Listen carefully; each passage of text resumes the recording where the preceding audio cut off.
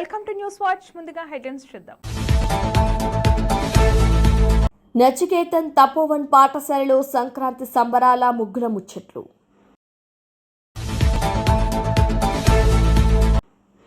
Madinaguda division పరిధిలోని Manjira pipe line. రైతుల ఆర్థిక అభివృద్ధి లక్ష్యంగా ప్రధానమంత్రి ధన ధాన్య కృషి యోజన కార్యక్రమాన్ని అమలు చేయాలి.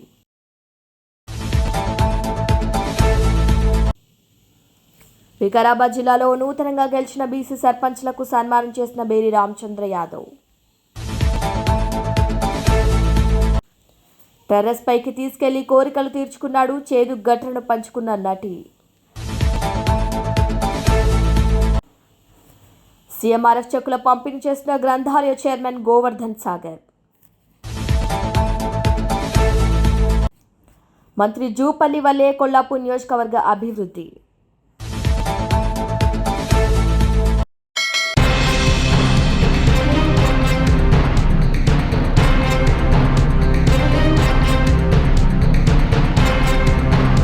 రాష్ట్రాల అభివృద్ధికి ప్రభుత్వాల కొనసాగింపు ఎంతో కీలకమని, గత ప్రభుత్వ హయాంలో పవర్ పర్చేజ్ అగ్రిమెంట్లు రద్దు వంటి నిర్ణయాల వల్ల చాలా కంపెనీలు భయపడి పొరుగు రాష్ట్రాలకు తరలి వెళ్లాయని ఆంధ్రప్రదేశ్ ఐటీ విద్యాశాఖ మంత్రి నారా లోకేష్ అన్నారు. సుస్థిర పాలన ఆవశ్యకతను ప్రజలు గుర్తించాలని ఆయన పిలుపునిచ్చారు. పూణేలోని Gokhale institute of politics and economics ఆధ్వర్యంలో నిర్వహించిన పబ్లిక్ పాలసీ ఫెస్టివల్లో లోకేష్ కీలక ఉపన్యాసం చేశారు. పరిశ్రమలు రావడానికి 3 కారణాలు. ఆంధ్రప్రదేశ్కు గూగుల్, ఆర్సెలర్ మిట్టల్, టీపీఎస్ వంటి దిగ్గజ సంస్థలు క్యూ కట్టడానికి 3 ప్రధాన కారణాలున్నాయని లోకేష్ వివరించారు. మొదటిది ముఖ్యమంత్రి చంద్రబాబు నాయకత్వం. రెండవది స్పీడ్ ఆఫ్ డూయింగ్ బిజినెస్. పరిశ్రమలతో ఒప్పందం కుదిరిన తర్వాత ఆ ప్రాజెక్టును మా సొంతదిగా భావించి వేగంగా అనుమతులిస్తున్నాం. మూడోది రాష్ట్రంలో, కేంద్రంలో నమో నాయుడు మోదీ నేతృత్వంలోని డబుల్ ఇంజిన్ బుల్లెట్ ట్రైన్ సర్కార్ అని తెలిపారు. ఆర్సెలర్ మిట్టల్ అధినేత ఆదిత్య మిట్టల్తో ఒకే ఒక్క జూమ్ కాల్లో మాట్లాడి వారి సమస్యను 24 గంటల్లో పరిష్కరించడం వల్లే దేశంలోనే అతిపెద్ద స్టీల్ ప్లాంట్ను ఏపీకి తీసుకురాగలిగామని గుర్తు చేశారు. ఈ ప్రాజెక్టుల పనులు ఫిబ్రవరిలో ప్రారంభమవుతాయని వెల్లడించారు. టెక్నాలజీతో పాలనలో విప్లవం, పరిపాలనలో టెక్నాలజీని వినియోగిస్తూ విప్లవాత్మకమైన మార్పులు తెస్తున్నామన్నారు. మన మిత్ర వాట్సాప్ గవర్నెన్స్ ద్వారా 36 శాఖలకు చెందిన 1000 రకాల సేవలను అందిస్తున్నాం. ఏఐ టెక్నాలజీతో మంగళగిరిలో స్కిల్ సెన్సస్ పైలట్ ప్రాజెక్టు చేపట్టాం. త్వరలో భూ రికార్డులను కూడా బ్లాక్ చైన్ టెక్నాలజీపైకి తీసుకువచ్చి 24 గంటలు టైటిల్ మార్పు చేసేలా కసరత్తు చేస్తున్నామని వివరించారు. And by the way, it's not the minister's number, so I'm not violating any privacy here. But this number for us, as I said, it's a normal mobile number, but for over 9.5 crore Andhra population, people living there, domiciled at Andhra, this is a gateway to enormous amount of government services and access in their WhatsApp. So through WhatsApp, the platform was in Manamitra. Am I pronouncing it correctly? Manamitra platform is able to engage with the citizens in more than now 700, more than 1,000 services across more than 36 departments, I expect. And this is one-stop shop, or I said a gateway to the people of Andhra Pradesh to access their IDs, their property tax certificates, their caste certificates, education halls, bus tickets, healthcare services and everything. So I think the Manamitra platform has been a transformational development in the development of Andhra Pradesh as a state, and it was initiated by the minister just about a year back, I suppose. So I think the theme of the public policy festival, what we are doing today, is very much in line with what the minister is initiating in the state. So my first question I would think about for the minister would be that, you have deployed technology extensively for governance in Andhra Pradesh. And we here outside of the state, we always follow the model of Andhra Pradesh when it comes to any kind of tech interventions in all aspects, but especially also in governance. So can you give us a sense of the outlook towards tech-enabled governments, where we stand right now? What do you think are the possibilities going forward with the advent of new technologies? with blockchain 2.0 and so on and so forth, and some of the initiatives that have been very impactful.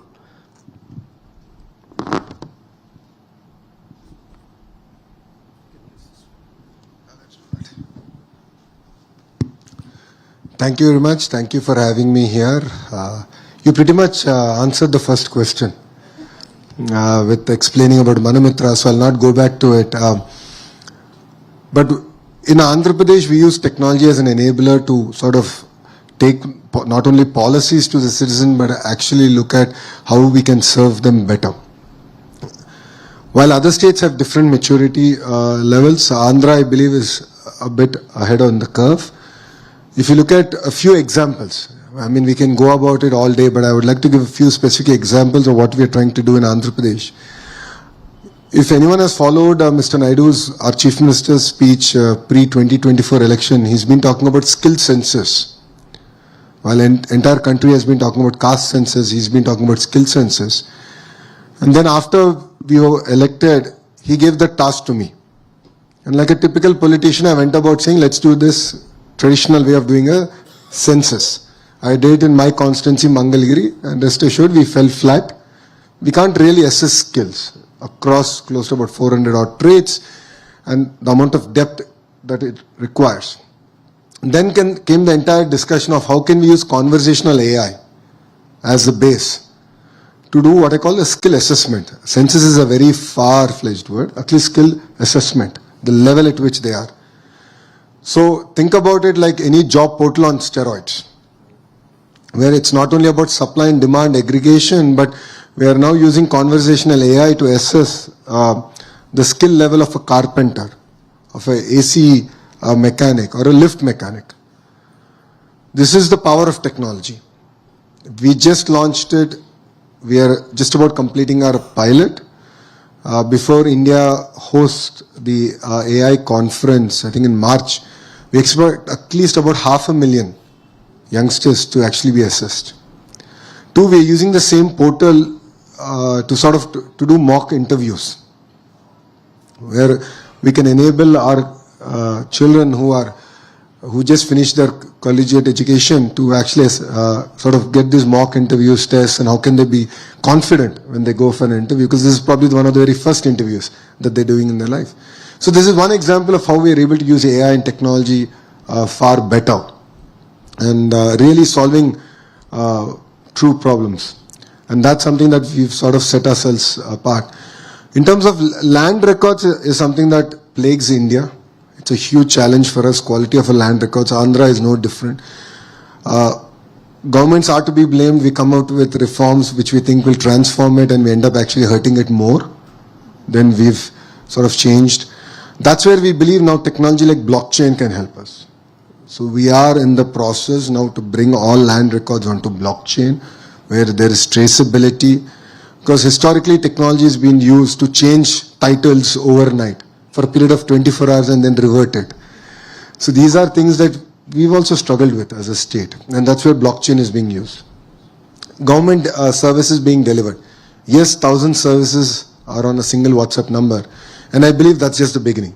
I call it, we're testing the water, where generative AI can actually be used to deliver better services. And with a familiar platform. With a very familiar platform. India runs on WhatsApp. My life runs on WhatsApp. And we can actually build this out. And this is where I believe what Andhra is doing is actually creating a platform tomorrow that we can actually take it to the national level. And that's the kind of work that we're doing. And this is just the beginning of what I believe that technology and governance can truly transform things. Wonderful. Now, since you mentioned the land issue, I think when in the last 1 year, we have been a lot of news flashes we received that Google is attracted to Andhra Pradesh, TCS was attracted to Andhra Pradesh. So I don't want to ask you about the secret sauce, what got them there. But in terms of the policy that you have adopted, especially the lift policy, if you can elaborate a bit on that, and as you rightly pointed out, that land acquisition and land records have been a big bottleneck for our development. So how Andhra Pradesh is looking at that, being a state subject, Andhra Pradesh, what policies Andhra Pradesh has adopted, whether technology interventions have been used there, to enable, such large corporates to enter the market, enter the state, and have the right access when it comes to land, and land should not become a bottleneck. I think that has been your flagship policy. So, two questions I'll ask.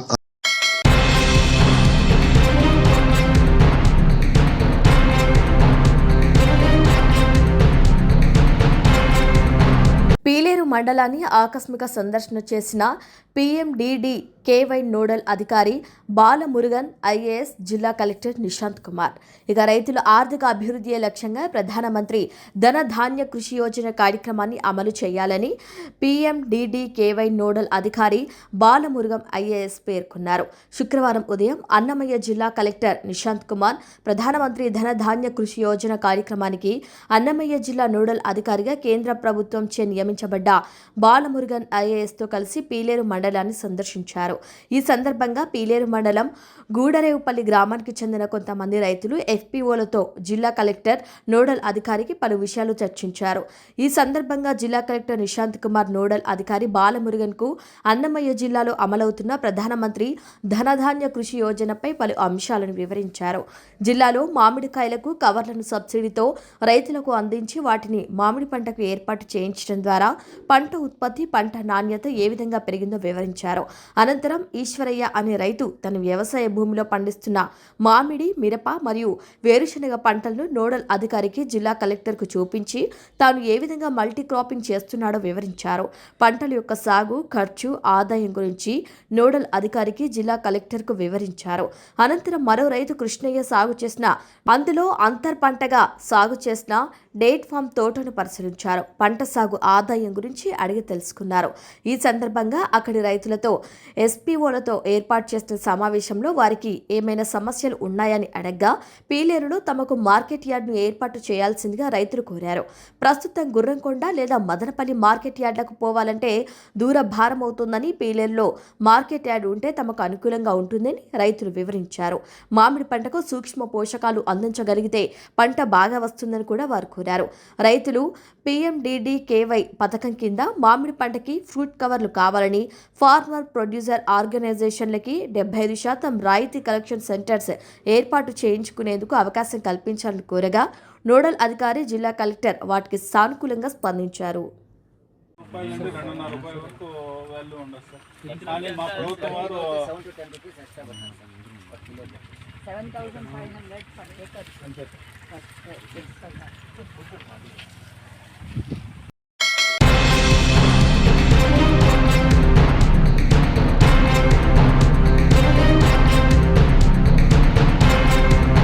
Madinaguda division పరిధిలోని Manjira pipeline cement road పైన గత సంవత్సరం నుండి leakage అవుతుంది.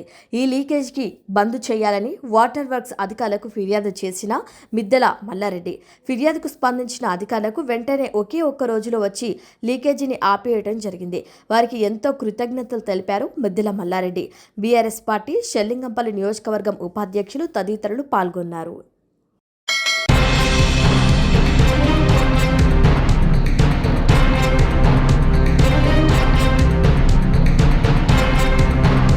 Serial నటి సమీరా షరీఫ్ తన బాల్యంలో ఎదుర్కొన్న లైంగిక వేధింపుల అనుభవాన్ని మీడియాతో పంచుకున్నారు. తన ఎదురింట్లో ఉన్న ఒక అంకుల్ తనను బలవంతంగా ముద్దు పెట్టి తన కోరికలు తీర్చుకున్నారని ఆమె ఆవేదన వ్యక్తం చేశారు. దాగుడు మూతలు ఆడుకునే నెపంతో టెర్రస్ పైకి తీసుకెళ్లి అసభ్యంగా ప్రవర్తించేవారని తెలిపారు. పిల్లలకు గుడ్ టచ్, బ్యాడ్ టచ్ గురించి తెలియజేయాల్సిన అవసరం ఉందని నొక్కి చెప్పారు. భయం వల్ల తను అప్పట్లో చెప్పలేకపోయానని, చాలా మంది పిల్లలు ఇలాంటి అనుభవాలను ఎదుర్కొంటున్నారని ఆమె పేర్కొన్నారు.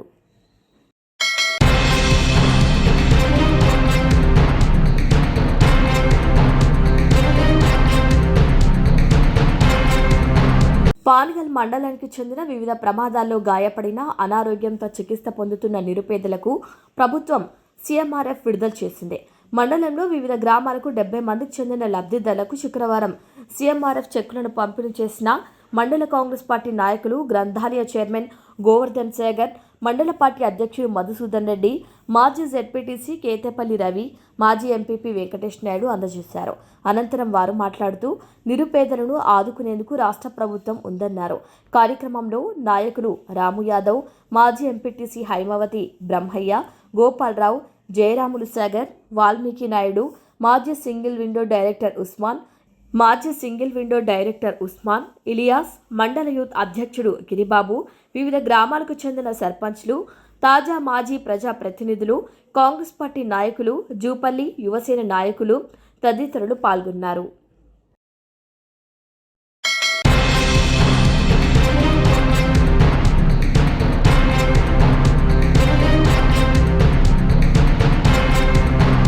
ఇండిపెండెంట్గా గెలిచి కాంగ్రెస్ పార్టీలో చేరిన సోమశిల గ్రామ సర్పంచ్ శ్రీమతి కాటం వెంకటలక్ష్మి. ఇక పూర్తి వివరాల్లోకి వెళ్తే కొల్లాపూర్ నియోజకవర్గంలో మంత్రి జూపల్లి కృష్ణారావు ఎన్నో అభివృద్ధి కార్యక్రమాలు చేపడుతున్నారని, వారి వల్లే సోమశిల గ్రామం అభివృద్ధి చెందుతుందని భావించి ఇండిపెండెంట్ అభ్యర్థిగా విజయం సాధించినటువంటి సోమశిల గ్రామ సర్పంచ్ శ్రీమతి కాటం విజయలక్ష్మి వార్డు సభ్యులు మంత్రివర్యులు జూపల్లి కృష్ణారావు సమక్షంలో కాంగ్రెస్ పార్టీలో చేరారు. ఈ కార్యక్రమంలో సోమశిల గ్రామ ప్రస్తుత మాజీ ప్రజాప్రతినిధులు, కాంగ్రెస్ పార్టీ సీనియర్ నాయకులు, కార్యకర్తలు పాల్గొన్నారు.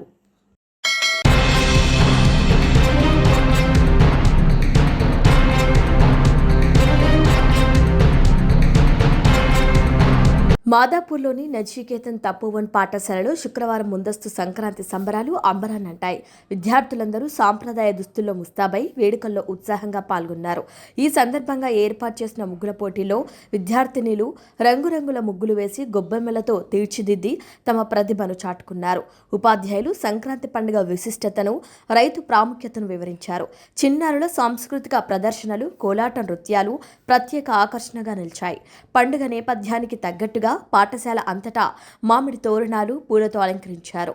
అందరూ కలిసి సాంప్రదాయ రీతిలో పొంగలి వండి పండుగ ఆనందాన్ని పంచుకున్నారు. నేటి తరానికి మన సంస్కృతి సాంప్రదాయాల గురించి తెలియజేయటమే లక్ష్యంగా నిర్వహించిన ఈ వేడుకలు విద్యార్థుల్లో కొత్త ఉత్సాహాన్ని నింపాయి.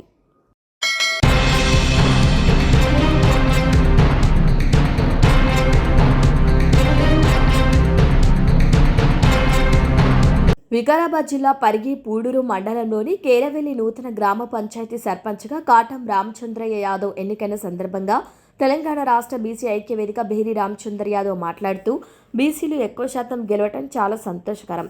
బీసీలలో ఐక్యతతో మున్ముందు MPTC, ZPTC, councillor, municipal, greater హైదరాబాద్లో కార్పొరేటర్గా, చైర్మన్గా పెద్ద ఎత్తున గెలవాలని బీసీ సంఘాలకు పిలుపునిచ్చారు. ఘనంగా సన్మానించారు. అలాగే వార్డు మెంబర్ భోగవాణి రాఘవేందర్ యాదవ్ను శాలువాతో సత్కరించి ముందు ముందు గొప్ప గొప్ప పదవులు మన యాదవ్లు దక్కించుకోవాలని కోరారు. బీసీలు ఈ సంవత్సరం జరిగిన స్థానిక సంస్థల ఎన్నికల్లో బీసీలు చాలా పదవులు పొందారని తెలిపారు. ఈ కార్యక్రమంలో కాటం రామచంద్ర యాదవ్, సర్పంచ్ కేరవెల్లి భోగవాణి రాఘవేందర్ యాదవ్, కేరవెల్లి వార్డు మెంబర్ భేరి ఆంజనేయులు యాదవ్, మిట్టకంకల్ యువజన సంఘం కొజ్జా భాస్కర్, యువజన సంఘం కొజ్జా భాస్కర్, నవాజ్ ఎమ్మెల్యే పిఏ ఇబ్రహీం సాబ్ భాగం గబేరి ఆంజనేయులు యాదవ్ పాల్గొన్నారు.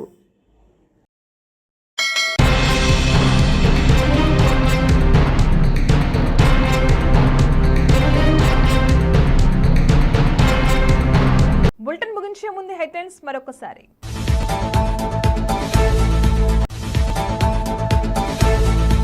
నచికేతన్ తపోవన్ పాఠశాలలో సంక్రాంతి సంబరాల ముగ్గుల ముచ్చట్లు.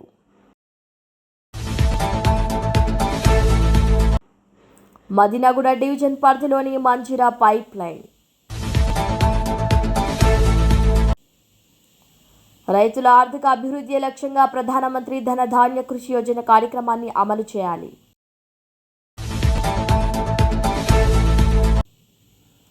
వికారాబాద్ జిల్లాలో నూతనంగా గెలిచిన బీసీ సర్పంచ్లకు సన్మానం చేసిన బేరి రామచంద్ర యాదవ్.